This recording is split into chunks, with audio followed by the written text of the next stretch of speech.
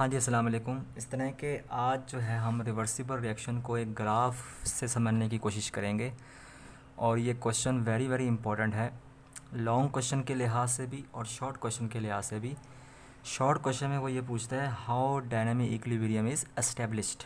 उसका जवाब इस पहले पैराग्राफ में है।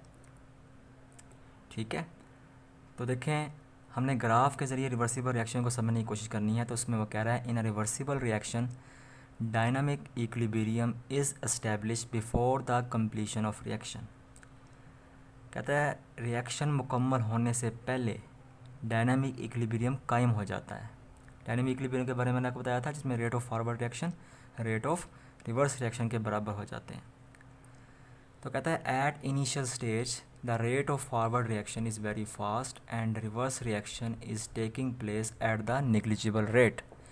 कि शुरू में क्या होता है, फॉरवर्ड रिएक्शन बहुत तेज़ी से हो रहा होता है और रिवर्स रिएक्शन का रेट जो होता है वो निग्लिजिबल होता है, उसकी स्पीड जो है ना होने के बराबर होती है। जैसा कि आपको ग्राफ में नज़र आ रहा है कि शुरू में क्या है, ये जो आपको लाइन नज़र आ रही है ऊपर की तरफ नज़र आ रही है, इसका मतलब क्या है, रेट ऑफ फॉरवर्ड रिएक्शन जो है फास्ट है, फॉरवर्ड रिएक्शन तेज़ी से हो रहा है और रिवर्स रिएक्शन जो है ना होने के बराबर हो रहा है, बिल्कुल ज़ीरो के बराबर इसकी लाइन आपको दिखाई दे रही है। But gradually forward reaction slows down and reverse reaction speeds up.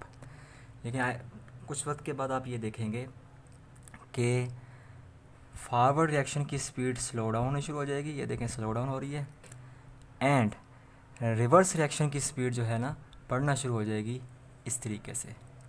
ठीक है, eventually both reaction attain the same rate, और एक वक्त ऐसा आएगा दोनों रिएक्शंस का रेट एक जैसा हो जाएगा। ये देखें दोनों लाइनें आपस में मिल रही हैं। ठीक है, it is called dynamic equilibrium. इसे हम क्या कहते हैं, डायनामिक इक्विलिब्रियम कहते हैं। तो मैंने कहा कि शुरू में फॉरवर्ड रिएक्शन तेज़ी से हो रहा होता है और रिवर्स रिएक्शन स्लो हो रहा होता है। ठीक है, लेकिन वक्त गुजरने के साथ साथ फॉरवर्ड रिएक्शन की स्पीड कम होना शुरू हो जाती है और रिवर्स रिएक्शन की स्पीड बढ़ना शुरू हो जाती है, और एक वक्त ऐसा आता है कि दोनों का रेट बराबर हो जाता है, जिसे हम क्या कहते हैं, डायनामिक इक्विलिब्रियम। अब हम इसको एक एग्जांपल समझने की कोशिश करेंगे हाइड्रोजन और आयोडीन की। In case of reaction between hydrogen and iodine vapour some of the molecule react with each other to form hydrogen iodide. कहता है शुरू में क्या होता है कि एक रिएक्शन होता है हाइड्रोजन और आयोडीन वेपर्स का, क्या बनता है, हाइड्रोजन आयोडाइड बन जाता है। एट द सेम टाइम उसी वक्त एक रिएक्शन और भी हो रहा होता है जिसमें iodine molecule, hydrogen iodide molecule, ये वाले मॉलिक्यूल डीकम्पोज हो जाते हैं और क्या बना देते हैं, हाइड्रोजन और आयोडीन। इस तरह का रिएक्शन मैंने आपको पहले भी पढ़ाया किसी लेक्चर में, तो देख लीजिएगा। देखें, in the beginning as the concentration of the reactant is higher than that of the product the rate of forward reaction is fast than the reverse reaction. शुरू में क्या होता है, रिएक्टेंट की कंसनट्रेशन ज़्यादा होती है, प्रोडक्ट की कंसनट्रेशन ना होने के बराबर होती है। रिएक्टेंट की कंसनट्रेशन देखिए ज़्यादा है, 100 है, और प्रोडक्ट की कंसनट्रेशन क्या है, 0 है। चूँकि रिएक्शन अभी स्टार्ट हुआ होता है तो रिएक्टेंट ही रिएक्टेंट होते हैं, प्रोडक्ट ना होने के बराबर होते हैं। ये मैंने आपको पहले भी समझाने की कोशिश की थी किसी लेक्चर में। तो कहता है इसी वजह से फॉरवर्ड रिएक्शन जो होता है तेज़ी से हो रहा होता है। एज द रिएक्शन प्रोसीड, जैसे जैसे रिएक्शन प्रोसीड करता आगे चलता है, the concentration of the reactant will gradually decrease while that of the product increase. consequently the rate of forward reaction will go on decreasing and the forward reaction will go on increasing.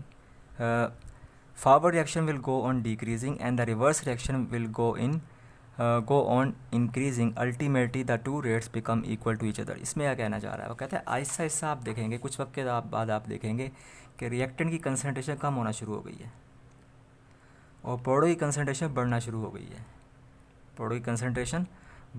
हो गई है, आहिस्ता आहिस्ता आप क्या देखेंगे कि reactant की concentration कम होना शुरू हो गई है और प्रोडक्ट की कंसनट्रेशन बढ़ना शुरू हो गई है। ठीक है, उस वक़्त फिर क्या होगा, कहता है कि जी उस वक़्त ये होगा कि जब रिएक्टेंट की कंसनट्रेशन कम होना शुरू हो जाएगी तो फॉरवर्ड रिएक्शन की स्पीड कम होना शुरू हो जाएगी, रेट कम होना शुरू हो जाएगा, और रिवर्स रिएक्शन का रेट बढ़ना शुरू हो जाएगा। बट रिवर्स रिएक्शन का रेट क्यों बढ़ना शुरू हो जाएगा? इस वजह से चूँकि प्रोडक्ट की कंसंट्रेशन बढ़ रही है। ठीक है, तो फिर कहता है कि जी एक वक्त ऐसा आएगा कि दोनों का रेट बराबर हो जाएगा। अल्टीमेटली बिलाखिर the two rates will become equal to each other. दो रेट्स एक दूसरे के बराबर हो जाएंगे। क्यों? चूँकि दोनों की कंसंट्रेशन बराबर हो जाएगी, रिएक्टेंट की और प्रोडक्ट की। ठीक है, तो आई थिंक आप समझ पा रहे होंगे, जब शुरू में रिएक्टेंट की कंसंट्रेशन ज़्यादा होती है और प्रोडक्ट की कंसंट्रेशन ना होने के बराबर होती है तो क्या होता है, फॉरवर्ड रिएक्शन की स्पीड तेज़ होती है और रिवर्स रिएक्शन की स्पीड स्लो होती है, ना होने के बराबर होती है। फिर आहिस्ता आहिस्ता क्या होता है, रिएक्टेंट प्रोडक्ट में तब्दील होना शुरू हो जाता है, तो रिएक्टेंट की कंसंट्रेशन कम होना शुरू हो जाती है। चूँकि प्रोडक्ट बन रहे होते हैं तो प्रोडक्ट की कंसंट्रेशन बढ़ना शुरू हो जाती है। रिएक्टेंट की कंसंट्रेशन कम होना शुरू हो जाती है, प्रोडक्ट की कंसंट्रेशन बढ़ना शुरू हो जाती है। फिर क्या होता है, रेट ऑफ फॉरवर्ड रिएक्शन कम होना शुरू हो जाता है, रेट ऑफ रिवर्स रिएक्शन बढ़ना शुरू हो जाता है। रेट ऑफ फॉरवर्ड रिएक्शन कब कम होगा? जब रिएक्टेंट की कंसंट्रेशन कम होगी। ठीक है, और rate of forward reverse reaction कब स्पीड अप होगा? जब प्रोडक्ट की कंसंट्रेशन बढ़ना शुरू हो जाएगी। फिर कहता है एक वक्त ऐसा आता है कि दोनों का रेट बराबर हो जाता है। ये कब होता है? जब रिएक्टेंट की कंसंट्रेशन और प्रोडक्ट की कंसंट्रेशन बराबर हो जाती है, जैसा कि मैंने आपको भी दिखाया था, दोनों की 50-50 हो गई थी।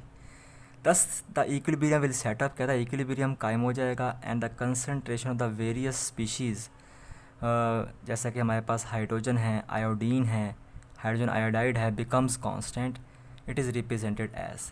ठीक है, तो इनकी जो है कंसंट्रेशन बराबर हो जाएगी। जैसा कि मैंने आपको बताया, रिएक्टेंट की कंसंट्रेशन भी 50 हो जाएगी और प्रोडक्ट की कंसंट्रेशन भी 50 हो जाएगी। तो ये वो स्टेट है जहाँ पर डायनामिक इक्विलिब्रियम कायम हो जाएगा। आई थिंक आज का लेक्चर आपको समझ आ चुका होगा।